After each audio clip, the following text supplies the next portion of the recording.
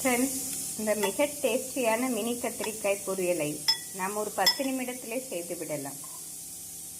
Friends, இந்த mini கத்திரிக்காயை நாம் குறுக்கே கீறி வதக்கினோம் என்றால் மிக டேஸ்டியாக இருக்கும்.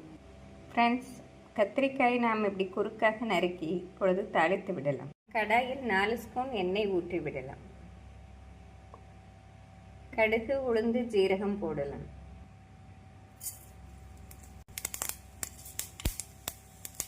நாம் கடுகு பொரியவும் நறுக்கிய வெங்காயத்தை சேர்த்து விடலாம். வெங்காயம் சற்று அதிகம் போட்டால் டேஸ்டியாகவே இருக்கும். நாம் இதனுடன் கறிவேப்பிலை சேர்த்து விடலாம். வெங்காயம் நன்றாக வதங்கவும் நாம் கத்திரிக்காயை சேர்த்து விடலாம். நாம் வெங்காயம் வதங்கும் போது தேவையான அளவு தூள் உப்பு சேர்த்து விடலாம். ஃப்ரெண்ட்ஸ், வெங்காயம் இப்படி கண்ணாடி பதம் வந்தவுடன் நாம் கத்திரிக்காயை சேர்த்து விடலாம்.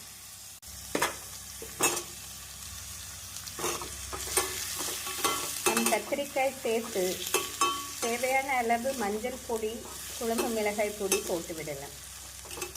1 ஸ்பூன் மஞ்சள் பொடி, 1 ஸ்பூன் குழம்பு மிளகாய் பொடி நாம் நன்றாக மிக்ஸ் செய்து 1 நிமிடம் வதக்கி மசால் பொடி நன்றாக மிக்ஸ் ஆகவும் நாம் இதனுடன் 1/4 டம்ளர் தண்ணீர் சேர்த்து மூடி வைத்து விடலாம்.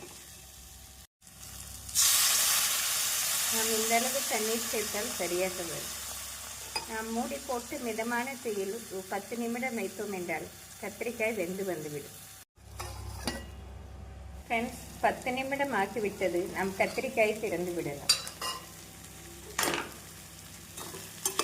நன்றாக வெந்து வந்துவிட்டது. இப்பொழுது நாம் 1 நிமிடம் வதக்கி இதனுடன் தேங்காய் பூ தூவி இறக்கி விடலாம். ஃப்ரெண்ட்ஸ், இது சிம்பிளாக நாம் வதக்கினோம் என்றால் இந்த மினி கத்திரிக்காய் மிக டேஸ்டியாக இருக்கும். நாம் 1/2 கப் தேங்காய் துருவல் சரியாக வரும். நாம் இதனுடன் சிறிது மல்லி இலை தூவி அடுப்பை ஸ்விட்ச் ஆஃப் செய்து விடலாம்.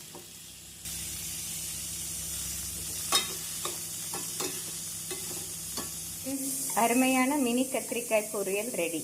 இது நாம் பருப்பு சாதம், சாம்பார் சாதம் மற்றும் அனைத்து குழம்பிற்கும் சைட் டிஷ்ஷாக மிக டேஸ்டியாக இருக்கும். இது குழந்தைகளுக்கு லஞ்ச் பாக்ஸ் கொடுத்தாலும் மிக விரும்பி சாப்பிடுவார்கள். Thank you friends.